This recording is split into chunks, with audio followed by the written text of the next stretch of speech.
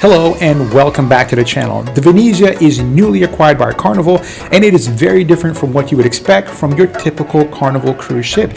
I sailed on it recently and as you can see by the images on your screen, this review is going to be all-inclusive and a full tour of the ship. There is nothing on board that you will not see on this video. I look at the rooms, all the entertainment options, the food, the staff. I explore all the public spaces and much more. By the end of this video, you will know if booking this ship is the right move for you and your family. The Venezia is a very different and not your typical Carnival ship. Frankly, it's not what I expected. Some people may not like it.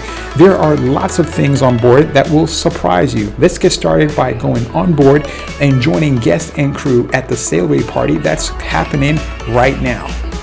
There are lots of things that are different about the Carnival Venezia. However, we are on board Carnival and Carnival is known as the fun cruise ship. So having a sailaway party where everyone is dancing and having a good time is nothing new to Carnival, and it's also nothing new to the Venezia, which was purchased by Carnival back around the pandemic back in 2019.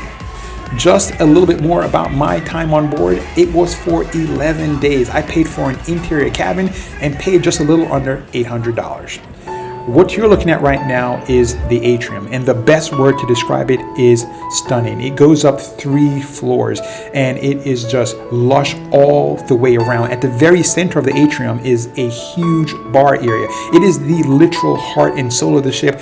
Lots of people gather here. If there's any space on board that people gather more than anywhere else inside the ship, it's going to be here. Just looking at these seats right here, they are plush, they are heavy, and they are extremely comfortable. Very surprising for a Carnival ship. You would expect it to have more of a fun theme, maybe more of a relaxed theme, but this is very lush and plush. It is absolutely beautiful here. While we're back outside at the Ledo deck, let's talk a little bit more about the ship. It is not a small ship. It cost $780 million to build back in 2019. It has 14 decks, and if there are 2 people in each room, we're looking at 4,208 passengers, and at full capacity, we're looking at 5,260 passengers. So it's by no means an Oasis class ship, but it's not a small vessel. Now, there are lots of things that I liked about this ship. However, the pool area is not one of them. We're at the very back of the ship and this is the second pool.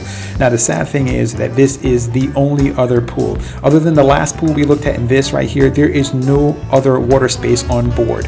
So if you think of a ship that carries as many as 5,000 people, this is not a very large area. Now, when we were sailing, it was only at half capacity. It only had around maybe 2,000 passengers on board. However, if you can imagine 3,000 passengers, there is no way this pool and the other pool are going to be able to accommodate all those folks. However, that being said, it was very nice areas and I enjoyed the space.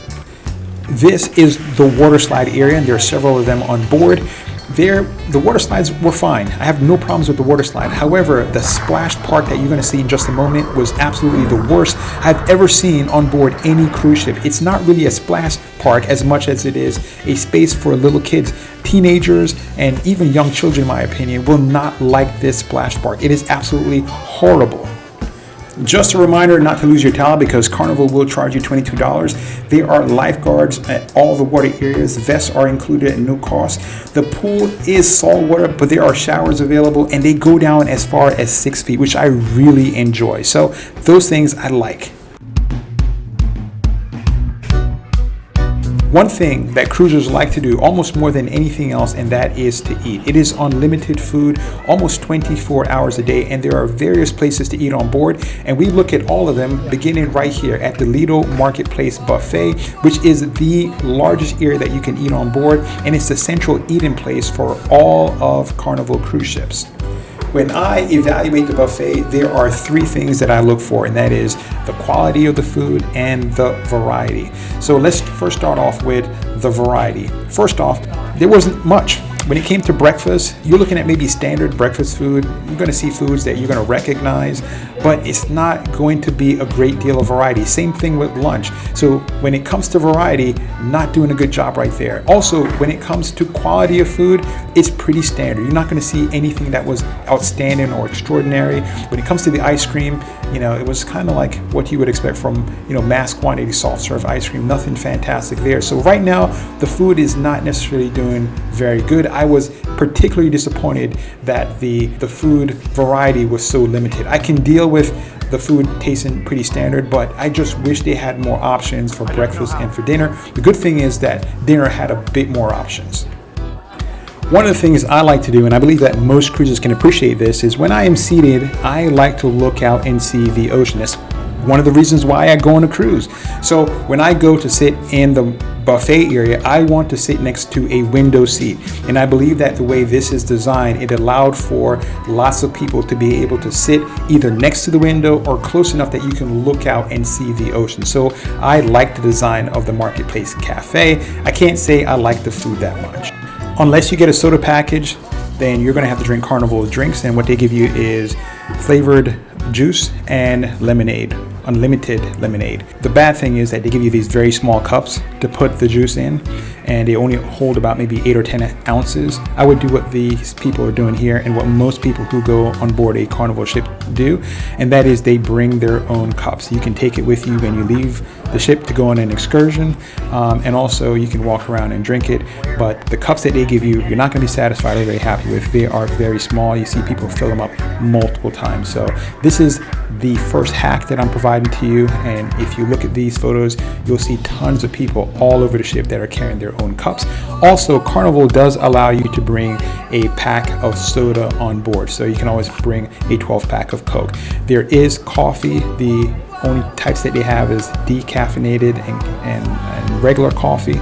You can have tea and hot water and things like that too as well. And this is what the fix-in station looks like. Usually you're not going to find a line at the coffee or drink station. However, on disembarkment day, when you're at a port or early in the morning, you will find lines at the coffee station. And that was the only problems that you could really find. And when it comes to sanitation, some cruise lines like say Royal Caribbean make a big deal out of it, and they really try to encourage you to sanitize. And Carnival, not so much. The sanitation areas are very small, but they are available for you to wash your hands, and also use sanitizer is usually always available. Although the food is all you can eat, it's not available 24 hours a day. There is time during the day in between meals when the buffet closes, and also it closes late into the night. We're going to switch gears and talk about the main dining room. And there's a couple of dining options. There are specialty restaurants. We're going to visit all the specialty restaurants. And there's dinings. You can either have a late or early dining. And there is anytime dining. And we're going to talk about all of that. One thing that's unique and most people will find interesting is that there is a real gondola inside the cruise ship. And this is an Italian themed cruise ship. So a lot of the decor is going to be Italian, and they try to make it look like Italy. So one of the things that they do to incorporate that is to have a gondola. And lots of people really like eating and looking at this gondola. It's pretty nice touch. I had anytime dining. What that meant was that I would go into the Carnival app and I would let them know I want to eat, and then they will let me know that my table is ready. Sometimes it took around 15 to 20 minutes to let me know that my table is ready. And also once I got to the dining hall, I had to wait another 15 or 20 minutes. So there are some challenges when it comes to anytime dining. It's not like you just want to dine and you just walk in and they seat you. It usually takes around 25-30 minutes to finally get a seat. If you want to sit down and look out the window, there are window seats available, but they're limited. If you want to get a window seat, you have to come early and let them know you want a window seat, and you will likely get it. However, you may have to wait a little longer. In the last clip, you saw a real menu. However, unless you ask for it, they want you to use the app. So bring your cell phone on board. The app will allow you to open up the menu by scanning a QR code. Your phone, even though it doesn't work, is connected to the Carnival app. And from the Carnival app, you can access the QR code and the menu will pop up on your phone. If you don't want to do that, then you ask for a real menu and they will bring it to you. As you can see, all the various meals that they serve here, it's a pretty good variety, and the food in the dining room, unlike the food in the buffet, tastes really good. It's not that I hated the food in the buffet, but I felt that there was a lot of choices in the main dining room. It didn't repeat itself. There were new additions every night, and the food tastes pretty good. I'm not even showing you all the food that was served, but as you can see, there is a huge variety. And again, big thumbs up because the food tastes good. One of the downside of anytime dining is that you get a new waiter every single night. So if you like somebody's personality, more than likely you're not going to get them again. You're going to keep on circling through the different types of waiters. What that sometimes meant is that they don't know what you like to drink. However, they all took orders on iPads. So when I went and I sat down with a different waiter, they simply pulled up my drink history and then asked me if I would like, a certain type of drink, and so they knew what my order was. So that's good. The only sad thing is you do get new waiters every single night, and it seemed to me at least that they didn't necessarily like the anytime dining as much. I didn't feel like the staff, when I had sit down with a normal waiter every single night, I felt it was maybe a little bit better service. Overall, I thought the service was pretty good. I didn't necessarily like the table setting, but that's just more stylistic than anything else. I thought the wait staff did a pretty good job with taking my orders and getting them to me. I was able to get in and out relatively quickly. However, getting seated timely was a problem. For me, this was an 11-day cruise. So I pretty much ate at specialty restaurants or in the main dining hall every single night. Carnival is known for, the wait staff doing really crazy dances and just trying to entertain. And some really got into it, others didn't. They just wanted to serve you and move on with the rest of the day. But for the most part, I think the crowd appreciated it. I don't think the dining hall lent itself to this type of entertainment where you could kind of like get everyone involved. Like there was going to be people marching around. This right here is just a birthday celebration, but you're not going to have people marching around, or it's hard to kind of get all the crowd involved. But if you have a good waiter, even if they can't dance, they love to jiggle and shake that. So I thought it was really fun. I thought it was entertaining. It was a good change up or what have you. However, it was 11 days. So after day 10 or 9, it got a little bit old because they did it almost every single night. So I thought the entertainment was fun though. They made it fun. The images you saw in the earlier clip was of the main dining hall. It's twice as big as the Marco Polo restaurant. I think it's actually more than twice as big. But this is what the other restaurant looks like. I kind of like the decor here better. I think I liked it better because I wasn't here. You always want what you don't have. But this is sort of what it looks like. Again, I thought the decor was better here. All of the other restaurants you saw were absolutely free. However, you're going to see a series of other restaurants that they have on board, and these are not free. These, you have to pay for them. Some a la carte, but most of them you pay a flat fee, and you can go in and enjoy. This is Bonsai Sushi, and it's a sushi restaurant. It's kind of small, but nice. I didn't eat here because I'm not a big sushi fan, but the people that did eat here said that they enjoyed it. A lot of people go to restaurants for a lot of different reasons. Some go for the food, others for the ambiance, some for both. But for me, I love going to this restaurant for the performance. There's always going to be some type of a show. They make eating fun. And I think for whatever reason, it makes the food taste better, even though the food doesn't taste better. Now, at the specialty restaurant, it's going to taste a little bit better than the main dining room. However, the main dining room, the food there, in my opinion, tastes really good. This restaurant here, Fahrenheit 555, is their premier restaurant. It's their steakhouse. I'm not a big fan. I was here, we had a steak. But one of the things I do like is that they have indoor and outdoor seating. So if you like the outdoors right next to the ocean and you can hear the waves and maybe smell the ocean, I think this is a great touch. Let's switch gears a little bit and talk about how people dress while they were on board. It was an 11-night cruise. That means that we had 2 formal nights, and this is kind of like how people dress on formal nights. They have really nice clothing and they put these masks on. The masks you can make at an arts and craft, or you can buy them in the shops. It was kind of the theme of the ship, so just be prepared for that. Pizzeria del Capitino is their pizza location. This is open way into the late hours of the night. It's where you can always find food here.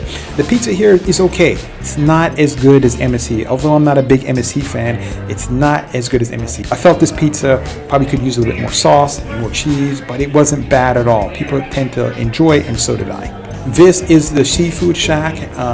If you want to pay for seafood, you can have it here, but they sell stuff that's more than just seafood. It wasn't bad. I ate here once, thought it was okay. It's at least a different option.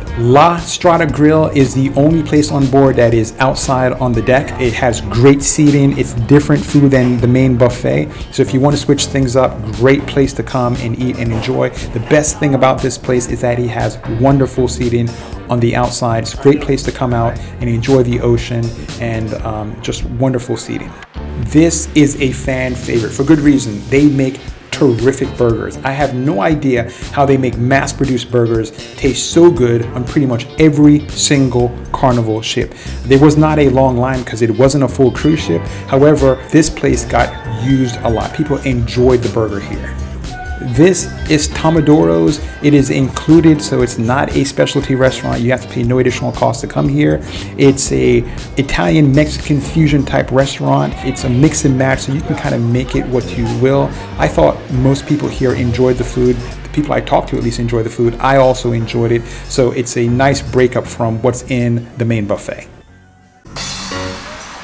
If you like to drink, then going aboard is going to be a good thing because there are plenty of places that you can drink on board. And if you like to drink a lot, then you may want to consider ordering and getting the drink package. If you get it before you go on board, you're going to save a little bit of money. Now, the bad news is that it's not inexpensive. These things cost a lot of money. I strongly, and I mean strongly, recommend you do the math before you make the purchase. If you buy a drink package, you have to buy one for every single adult in your stateroom. That could get very, very expensive. In fact, so much so that the drink package could end up costing more than the cost of your cruise. If you are considering buying the drink package, there are three things you must consider. The first thing is that it's non-refundable and non-transferable. So you have to make sure that it's something that you want to do. Also, there's an 18% service charge that's added on to the package price. So that's something else that also you have to need to consider. All drinks are priced per person per day. So if you are on an 11-day cruise, that means you have to buy the drink package for all 11 days, even though you are in port for 5 of those 11 days when you couldn't really use the package. Now, one of the good news is that the drink package does cover all drink up to around a value of $20. And another good news is that it allows you to drink without having to worry about a separate bill. You can go into the cruise knowing exactly how much you're going to pay for your drink package without incurring additional cost. Let's switch gears and talk about entertainment. What you're looking at right now is the main auditorium. And it looks like there's a lot of seats here, but even though my cruise wasn't full and they were having 2 performances of their playlist performance every night, still we came and there were some times that we could not find a seat. So as far as if you want to come here, you really have to get here early in order to make sure that you get a seat. When it comes to performances aboard Carnival cruise ships, I am generally not a big fan. However, I do feel in latter years they have become better and they're getting better. Still not a huge fan. On this cruise ship, there is a huge video wall behind the performance, so there's lots of light, lots of energy that the dancers have. But one of the things I don't like is oftentimes their productions don't have a particular theme. They're dancing and they're singing, and it's lots of beautiful lights and everything else. But when you're trying to follow what exactly is this show trying to do or say, you get lost. And that's unfortunate. But that's not just Carnival. Some other cruise lines also have performances where you're not sure exactly what they're trying to do, what message they're trying to send. Overall, I liked their performance. It was worth seeing. I felt it was entertaining. I love the fact that they came down into the audience and we were able to engage with them on a different level. So they kept it changing it up, which was great. One of the downsides of the performances was that not every seat in the house was a good seat. There were oftentimes that there were blocked views by huge pillars that prevented you from seeing large portions of the stage. Carnival is known as the fun cruise ship, and they kept it rolling. There was never a time where you looked at your itinerary and there was large spans of open spaces where there wasn't anything to do. They had organized competition, not just in cornhole, but also in basketball, pickleball, you name it, and there was a competition for it. Although there were no real basketball games that Carnival organized. The reason was there was apparently large amounts of fights, not just on maybe this vessel, but on other vessels, and there was always a security presence at the basketball games. So there wasn't any organized basketball games. However, there was organized basketball competitions throughout the entire cruise. In addition to organized games, there were venues throughout the cruise ships that were available for cruisers just to use at their leisure. Like right here, you're seeing people play golf. This is all included activities. All you needed to do was just show up, grab the apparatus, and you can get started right away. There was pickleball available, and this was probably, of all the things that they did on board, the thing that people showed up to the most. Not just only were people there to play pickleball, but they had a whole gallery of people on the sides of the ship that would just sat there and just watch people play in competition. And you know, it was really entertaining, and some people really lived for it. And while you know they weren't playing competition, they just went out there and played pickleball. And the only sad thing was that there was only room enough for one court. So if you really love pickleball, you're not necessarily going to get unlimited amount of times to play it. What you're looking at right here is the rope course, and in my opinion, it was, you know, it was not a very challenging rope course, and it was just in a square box. So I can't say I enjoyed it. Of all the rope courses I've seen on board ships, this is probably the one I've enjoyed the least. However, it is something for you to do, so you know I give you credit for that, but it's not very challenging. Every cruise ship, or at least every cruise ship that I have been on, has a table and board game area, and this is located right above the Ledo pool. So right in that open space that we saw when we first got on board, where they had the sail away party, right on the top level is where you'll find this area right here. And there's bocce ball, there's table tennis, there are some tabletop games, fun, nice area. Some of these times, you know, when you have a solarium where that can close, you know, it kind of like is a hot space, but not this area right here. The only thing I was disappointed was that it did not have a pool table, not just in this area, but I didn't see a pool table anywhere on board. Carnival has a reputation of being a fun cruise ship. It is their brand. If you like to dance, stay up late and have fun, then you are going to enjoy this cruise ship. Although there were lots of people there who didn't necessarily participate in, you know, the extravagance. They just like to sit back and watch. There's lots of dance performances. There are lots of things that happen late at night. So there's always an opportunity for you to have fun or just watch people have fun and entertainment. If you like to people watch, then that's great. If you love to dance, then you're going to enjoy. You know, the music was great. I felt the people was great. The energy was great. Although there were not a lot of kids on board, and I felt it was a pretty adult crowd, but still it was a fun environment. If you plan to go on board, make sure you bring an outfit that's all white. What you're going to look at right now is the white party. And as you can see, this is no color grading or any kind of, you know, funny texturing. Everybody is wearing white. So make sure you're not the odd person out wearing that red shirt or some kind of black and white checkered outfit.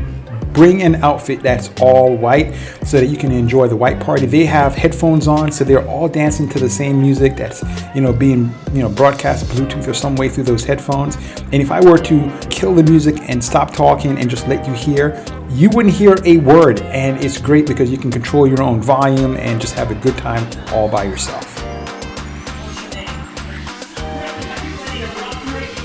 So you may recall at the start of the video, I told you that this was a little bit different Carnival ship. And one of the things I want to point out is how older the crowd is.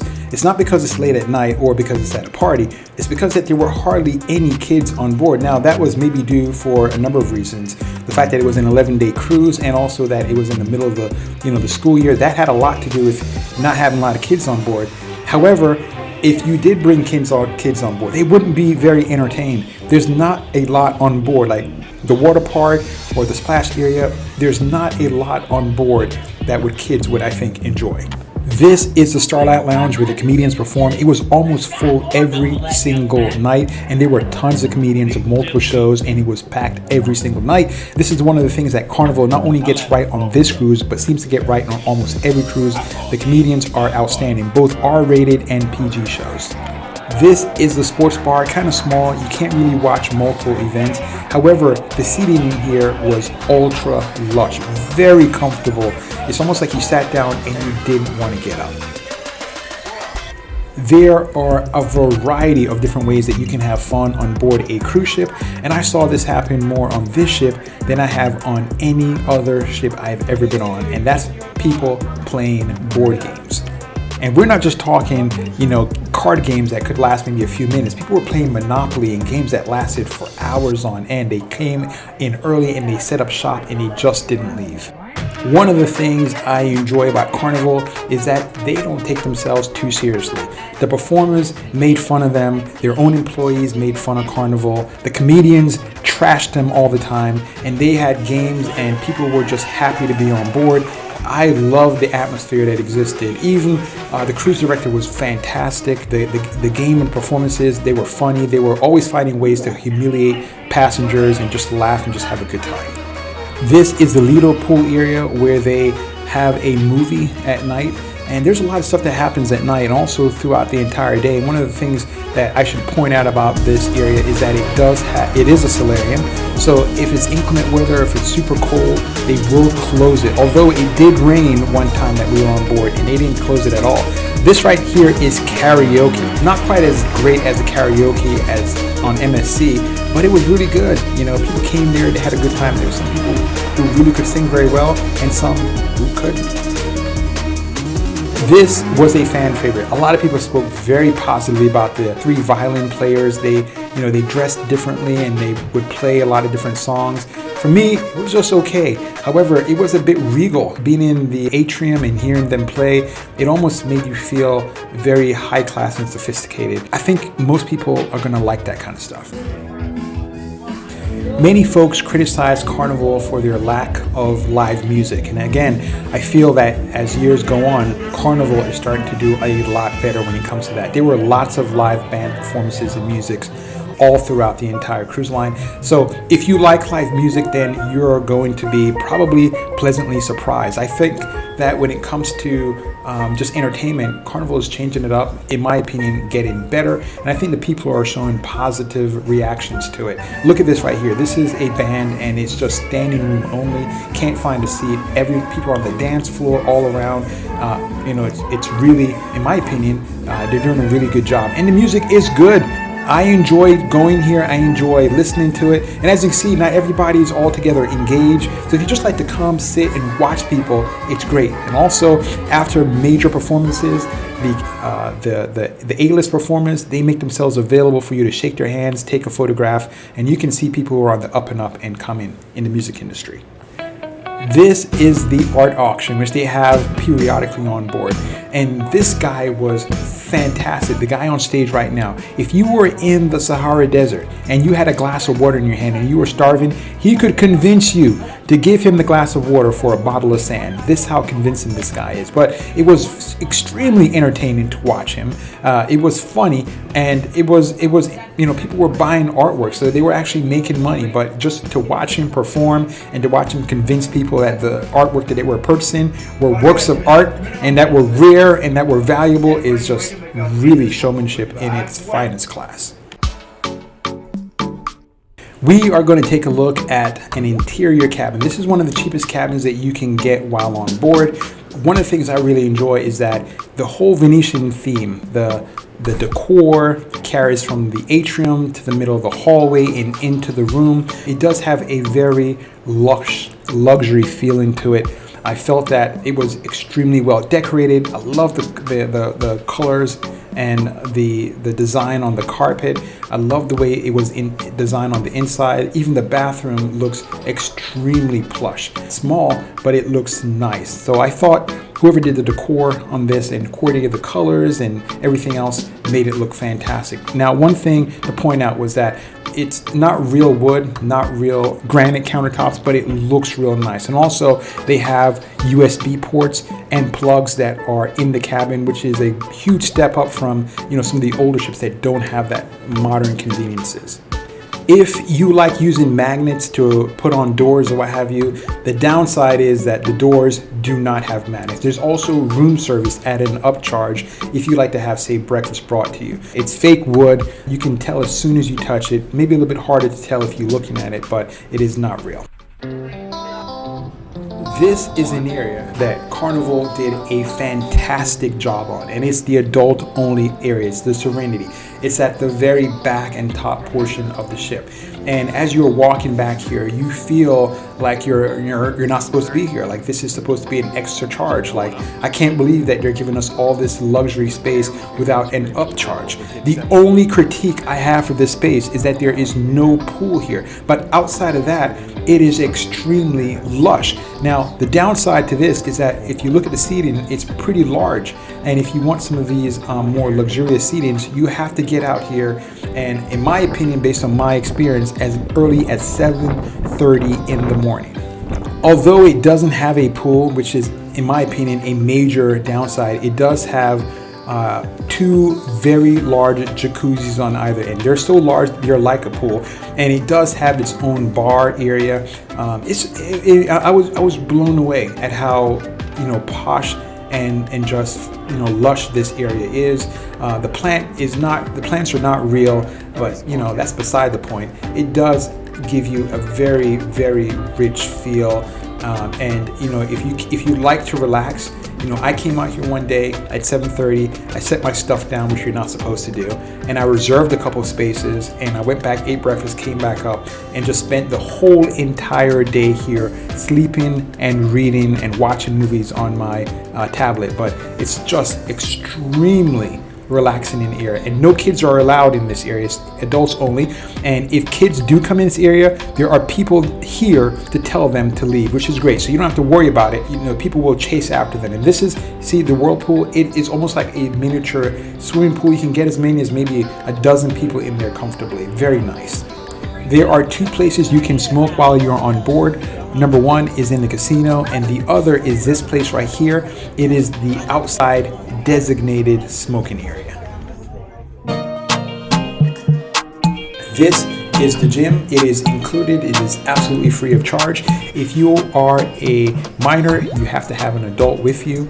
And for a ship of this size, it is awfully small. And one of the things I did not like about this gym was not just the size, but also the lack of floor space. So if you wanted to do some type of exercise that included you using the floor, there was practically nowhere for you to go. Now, as you're looking around, you're noticing, or you may notice, that you can actually look out as you're running, and I think that's great. I love the overlook. I love the fact that you're on a treadmill and you're looking out and you can see the ocean, or you can see the sea. It makes it feel like you're on a cruise ship. You may also notice that there's not a lot of treadmills, and I thought for a ship that has as many as 5,000 passengers, this is a very small gym. So at times in the mornings, it gets really full. At times so full that you have to wait in order to use the exercise machines. And if you're wondering where all the people are who would ordinarily be on the treadmills, they're outside running on the outdoor jogging track, or they're working out at the outdoor fitness gym, which I think is a nice, wonderful touch. There are actually two outside fitness gyms. This is one on one end, and right across on the other side is another fitness gym, and it's used periodically by folks, but not heavily. And again, I think one of the reasons why they don't have a lot of treadmills and maybe the gym is so small is because they have a pretty nice jogging track that in the morning time and pretty much all throughout the day, there are folks on here jogging all the time. It is heavily used.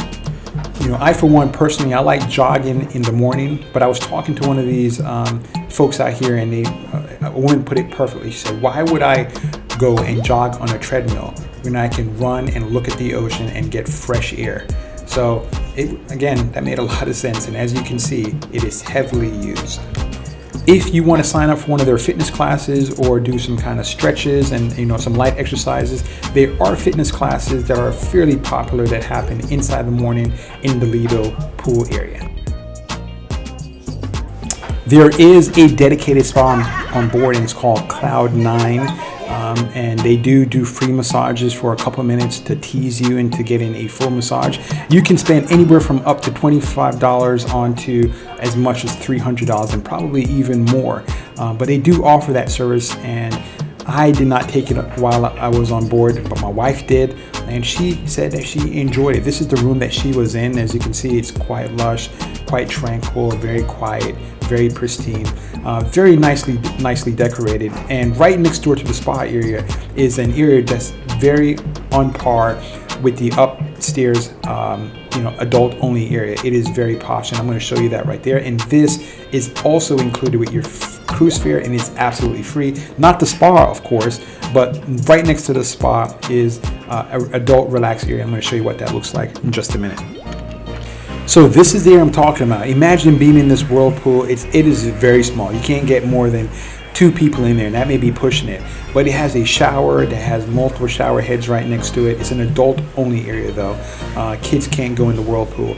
But it's very lush, and all this is included with your cruise fare. So you don't have to pay any extra for this right here. But I just love that whirlpool where you can sit there and you can look out and see the ocean as it's traveling by. And right behind that whirlpool is a sauna, and this is what the sauna looks like. And again, free of charge. You can go in here and you can use it. It is absolutely fantastic. They clean it every morning, so they put the mesh down to prevent people from going in. But I think the sauna area is a really spectacular touch for absolutely free. There is a beauty salon on board. I did not use it, nor did my wife. However, I did talk to a few ladies who used the salon, and they were very satisfied and impressed with the service quality that was provided here. Hi. When I started this video, we just got on board, but I never talked about the boarding process or what that was like. And this is where we left out of, and it is New York City. So we were out of Manhattan, and it was not necessarily the easiest place to get to. Parking was a challenge. Parking was very expensive, but the boarding process wasn't nearly as bad. This is the waiting area where we waited in order to get on board. We actually got on board 2 hours earlier than our scheduled boarding time. And normally I like when I come on board for people to be there to welcome us aboard and to be happy and cheering and clapping. There was none of that. The only good thing about boarding was that we boarded and entered the Atrium, which was spectacular. So we had a kind of a wow factor just walking through the door, and I thought that was special. The biggest challenge and the thing I hated the most about coming here was that it was an 11-day cruise. So I parked my car, spent $62 per day to park my car. So when at the end, I'm paying several $100s just to park my car. So that's something to consider, because this does leave out of Manhattan. Although the boarding process was not a challenge for me, a lot of people I spoke with had issues with it. What we're in right now is the casino, and as you can see as we're walking through it, it's a fair-sized casino. You have to walk through it to get to other portions of the ship, whether you like it or not. Now, one of the major complaints that people had was that people could smoke inside this casino. Maybe the ventilation wasn't altogether right, but you could smell smoke in the casino. And what that meant was, if you're walking through it to get from one end of the ship to the next, eventually you're going to kind of capture some of that smoke on your person and smell a little smoky. For some people, they really didn't like that. And as you can see, it's a pretty big casino. There is a non-smoking casino, which we're going to go to next, but the smoking casino is the larger of the two, and it is massive. There were people here all the time. They had both table games as well as slot machine games. I wish they had Texas Hold'em poker, but they didn't. That's my favorite game to play. But they had an assortment of other table games. So if you like gambling, I think you're going to be pleasantly surprised, and I think you're going to be happy. Now, when you compare the larger casino that was smoking to the smoke-free casino, this is a closet. It is extremely small. However, if you don't like that smoke smell, it doesn't smell like smoke. However, it doesn't have nearly as many gaming opportunities, both table and slot machine. The average American takes 5,000 steps every single day. While you're on a cruise, that number is going to go up to like 10, and if you're on an excursion, maybe up to 15,000. So there's going to be lots of walking. However, for the most part, you're not going to be walking. You're going to be either sitting down and relaxing and enjoying your view, or reading a book or what have you. And looking at the outdoor seating space, as you can see, there is a massive variety of seating options to choose from. Most of them are going to be lounge chairs like what you're seeing right here. However, there's an assortment of different free seating options, and one of the things that Carnival got right on this ship was the lush seating. Looking at the indoor seating and the outdoor seating, they are extremely comfortable places en masse where you can sit down and you can enjoy time with family, friends, read a book. You can pull out your laptop, go to work. There are just have a drink or just unwind for the day. And there are lots of different seating arrangements and options. And this is one of the things, again, that they did absolutely right. If you've watched this far, then more than likely you're finding some use or value in this content. The best way that you can support my channel is simply by hitting the like button. By doing so, it'll help viewers just like you who are trying to find a vacation option find this video. So please, if you haven't already done so, please hit the like button. Here's a little information about the ship that you likely didn't know. This ship originally was not built by Carnival. In fact, it was built back in 2019 for a cruise line called Costa. Now, when the pandemic happened, Costa was bought out by Carnival and Carnival acquired this ship. They then refitted it, went to a dock and redid the whole interior of the ship. So if you're looking at the ship or if you're thinking about booking the ship, then you're likely not going to get what's a traditional Carnival ship because it wasn't built for Carnival. It was built for a whole entire cruise line. I say all that to say this: if you have young kids, they're likely not going to enjoy this cruise vessel because it doesn't have a good water park. The water park I would describe as pathetic. It is more of an adult experience. Carnival is a fun cruise ship, and usually they cater to people who have, I had my young son on here and he was not very happy. Now, if you had somebody who's never cruised before, they're gonna be perfectly fine. But if you have kids who know what a good cruise ship and a good, water park look like on board a cruise ship, then they are not going to be very happy. So if you have young kids or teenagers, again, you may want to think about choosing another cruise line. Now, even though I don't feel this cruise is going to be good for kids and there weren't a lot of kids on board, the particular cruise that I was on doesn't mean that they won't enjoy the cruise. There is a dedicated teen zone and they have a special children's zone that we're going to look at a little bit later.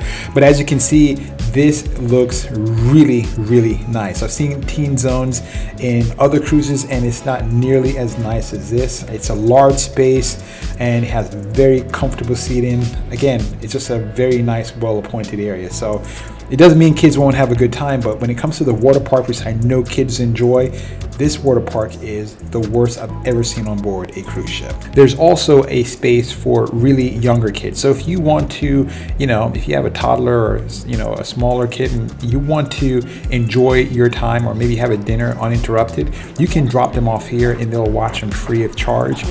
This is what the space looks like. It's a little bit different, a little bit more softer than, say, the teen zone, but it's a great space where they read them stories, they have little skits, they do plays, and they have an outdoor area too as well. So it's a really nice place, really nice zone. I think if you have younger kids and you're looking for free daycare, this is a great spot. The next thing we're going to look at is the arcade. Super cool spot. It's a fairly large arcade, very nice, well situated. One thing I would recommend you do is if you have a child, teenager, or young adult, and they have a room card, make sure you limit the amount that they can spend because the games here are awfully expensive.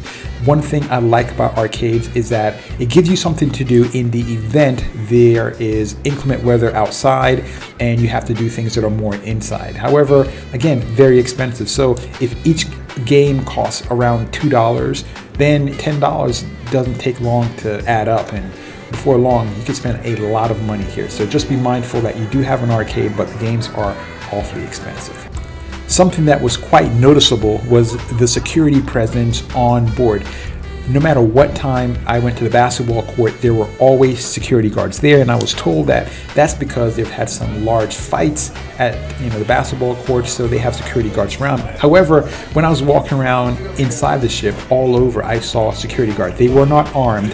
However, I thought they were more so prevalent than I have seen on board any other Carnival ship and also on board other cruise lines. One of Carnival's strategy to win the cruising game is to gain market share. What that means is that they attract everyone, rich, broke, and in between. So you'll have people there who are going to come with different expectations of what's comfortable and how to have fun, and they'll dress any old kind of way. But for the most part, people dress pretty reasonable with only a few exceptions. For most people, getting around cruise ship is a hassle, so they rely on using the elevators. One of the things that drove people absolutely nuts was the smart elevators. One of the things I did not like about this particular brand of smart elevators is that it didn't tell you the wait time for an elevator. So you would press the button, it would tell you what elevator to wait for. However, it didn't tell you how long the elevator would take to get there. Sometimes the elevator would get there and it'll be full. It was a system that I understood, and I think most people understood how it worked, but they didn't like it. The vast majority of people on board did not like the smart elevator. So if you're not a big fan, then you're going to be disappointed when it comes to, how to get around on board this ship. There was a video that helped explain how the smart elevators work, and it appears that if you continue to call for the elevators, they will think that there's a larger group of people there. I don't know if that actually worked, but I do feel that the wait times were longer than normal. So that's one of the things I didn't like, and a lot of people didn't like about being on board. Carnival does attract a younger cruise audience. Now, there weren't many kids on board, so this right here is actually quite rare. This is the only time I saw teenagers roaming the hallway, so I thought, let's get it on camera. But there weren't a lot of rowdy teenagers. There weren't any fights on board that I know of. Certainly didn't see any kind of disorderly conduct, and for the most part, it was a very pleasant, adult, mature cruise. If you don't like the elevator system, there are alternative means of getting around, and the best is going to be the stairs. There's about 14 floors, so there's a lot of going up and down. You do get a bit of a workout. However, the average cruiser gains a pound a day, so it's a good opportunity for you to work off some of those calories that you're putting on. Also, there's I found an extraordinary amount of people who had mobility issues on board this cruise line. What that means is that when they called for an elevator, that was your only means of getting up and down, the ship and going to places. So I didn't think that people were very courteous to the folks who were kind of wheelchair bound. It was very sad to see, because they would call for an elevator. The elevator would come, pretty much half the elevator would have to get out in order for them to get their scooter in there. And they weren't very accommodating, especially during the busy times like breakfast and dinner, or when they were trying to get off the boat. So if you can use the stairs, then, that's great. However, if you have mobility issues, there were lots of folks on board that had scooters, wheelchairs, and other types of mobility devices. Many ships these days, especially the newer ones, have digital maps. And they're great because not only do they tell you how to get around the ship, they kind of give you an idea of the itinerary of what's going on. If you speak a different language, oftentimes they'll have different languages. This is not one of those ships. There is an old-fashioned map that you're looking at right here. This is the only means of helping you get around the ship. It was, of course, it was accurate, detailed, and all those good stuff, but not nearly as good as some of the digital maps in some of the other ships. There's also the app on your phone. It has a map feature on there that will help you not only understand what's happening throughout the day, but also it had a map feature to help you understand how to get from point A to point B. If you like to shop, there are plenty of retail opportunities available. One of the things that I enjoyed about being on board was the fact that I didn't feel that there was a lot of heavy-handed sales tactics, or they were trying to get you to buy stuff. There were things that were available. They had sales where they put out merchandise, but there wasn't a constant try to upsell that I feel some other cruise lines engage in. I didn't really feel that way at all. So it was a very pleasant sailing experience. If you wanted to buy stuff, there was stuff there for you to buy. However, I didn't feel like I was being pressured. If you are one of those folks that feel that you have to have your phone and you're constantly checking emails or on social media, you're going to have a big adjustment period cruising without the internet package. Unfortunately, the internet package is expensive. It could be $20 to $40 per day, depending on the type of package you get. Now, if you get one of those low packages, you're going to be able to send text, but that's pretty much all you're going to be able to do. However, if you get one of the higher packages, it really does work. Cruising and internet packages have come a long way. There was a time when you bought an internet package and it was absolute trash. It just didn't work. However, you find that the internet will work far better than you probably even maybe find at your home. So just to understand, it is an internet package. It is not a phone plan. So if you have a phone plan on your phone and don't have an app like say WhatsApp that allows you to connect with others with that same app, then your phone is not going to work. You're not going to be able to make calls. If you feel you need the internet, you can buy it a la carte. You can have it for a day or while you're on board for the entire length of the cruise. And there are people on here who were working. Some were even vlogging. They were sending video messages back and forth to each other. So that being said, it gives you an idea of how strong the internet signal is and how reliable it is. In talking with people who were working on board, they had no problems connecting to the internet and being able to, work while on vacation. Now you would think with the internet working so well that your app would be, just on steroids. Not the case. There were plenty of times where you would press a button to try to figure out where you were or what's happening, and you would have to wait. You would see that spinning wheel that would come up, and it was kind of frustrating because it happened in some areas, it worked just fine, and in other areas it was a bit slow. So it did take a little bit of adjustment to get used to that. The great thing about cruising is that it's taking you to a destination, and once you get there, you can buy an excursion. There are these kiosks where you can just plug in your information like you're seeing right there, and you can go ahead and book your excursion, or there's an excursion desk and you can talk to the clerk. You can find out what's good, what are the more popular, safer ones. You can find out about your port, and you can work your way through and get it there. You can actually book your excursion even before getting on board the ship. The big difference in booking an excursion with the ship versus not is that if you book an excursion with the ship will not leave you. If after everything I've shown you, you're not convinced that cruising is the right thing for you, the good news is that every cruise ship goes somewhere, and you will find a port where you can get off the vessel and do something fun.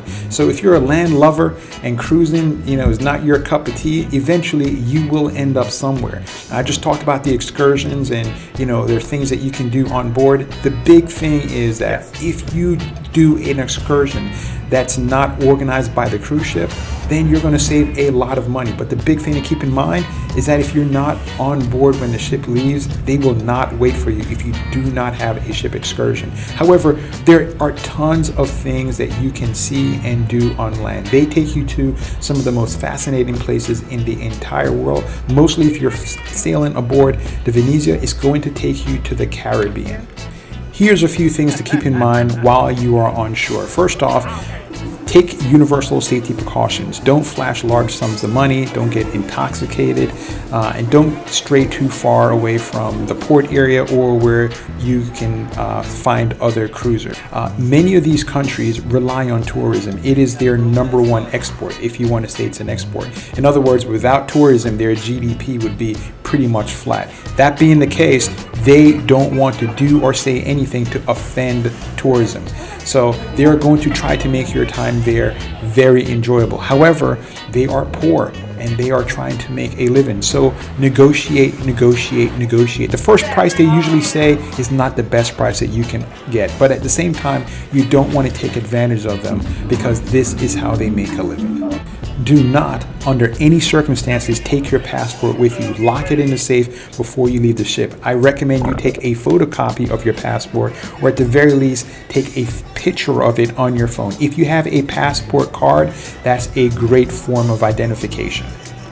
If you decide to do an excursion and do it on your own, you're automatically going to be saving money. That being said, make sure you don't bring large sums of money. Make sure you have at least one credit card with you. Don't do stuff alone. Try to do it with other people within your family, or if you can do it as a group, that will be great. If you are doing an excursion on your own, the most important thing you must remember is do not come back late. Try to get back to the port at least 1.5 hours before the ship leaves. That gives you plenty of time in case there's a flat tire, the driver gets lost, or there's any kind of conflicts or problems. I recommend you take US currency. Make sure you have small denominations, 5, 10s, and $1 bill. Before you do anything, make sure you have a clear understanding of how much it costs and how much that person expects to get paid. Never, ever, ever pay for anything before you actually get the service rendered. Wait until the very end and then pay the person. Once you pay them, they have no incentive to give you a good experience, and also they have no incentive to take you back to the cruise ship. As long as you hold on to your money, they will be hanging around because they want to get paid. Most of the time when I do an excursion, it's not a ship excursion, but I always do things. I always let someone else who's not going on the excursion know where I'm going and who I'm with. Oftentimes when folks are in the Caribbean, they want to drink alcohol because the rum and the other types of alcoholic spirits there are usually rare, or it's something that new that you want to try. However, never ever get intoxicated. When you get intoxicated, you make decisions that are against your own self-interest, and you also are more inclined to do things that will cause you to get yourself in trouble. So never, ever get intoxicated. We're about to head back on board and talk about a few things. Now, the most important thing that you can do is to hit the like button. And if you really like the content so far, then go ahead and hit that subscribe. If you decide to do an excursion or just want to get off the ship to see what another country is like, getting off was not a problem. Even if you are a wheelchair or needed a scooter or some other type of mobility device, it was not a problem.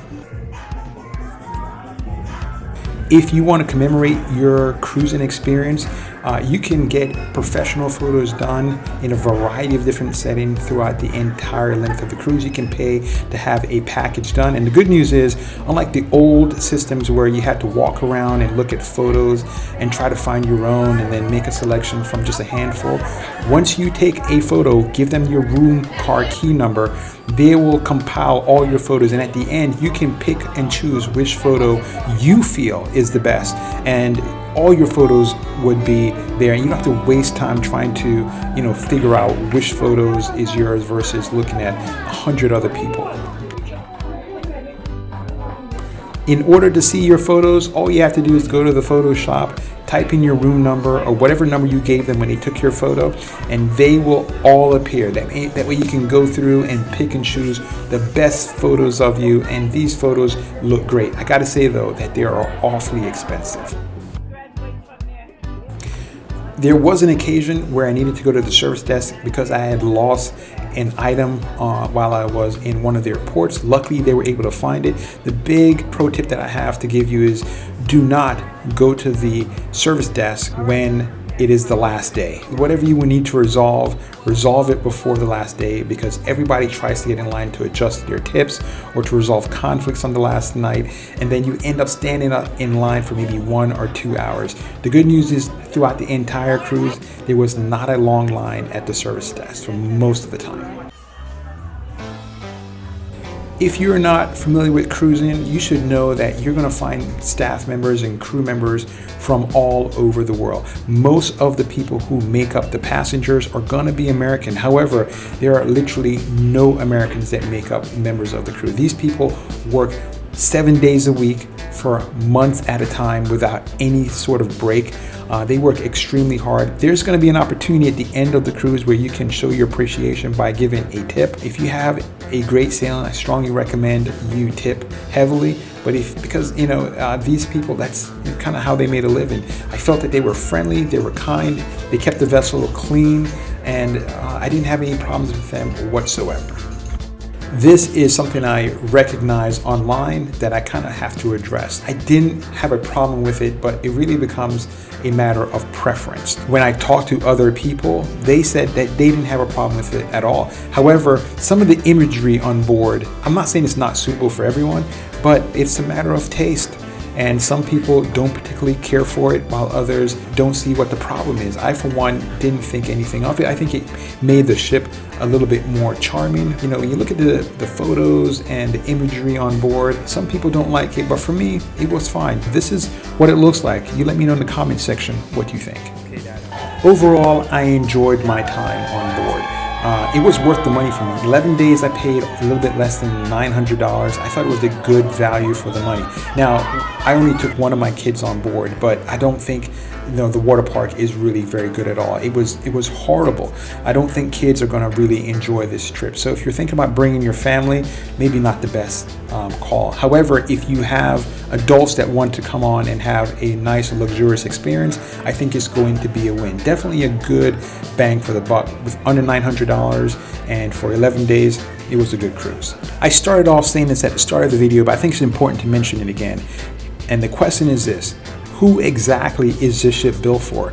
And the reality is, it's not a typical Carnival ship. It's not really built for kids. In my opinion, it's built for adults.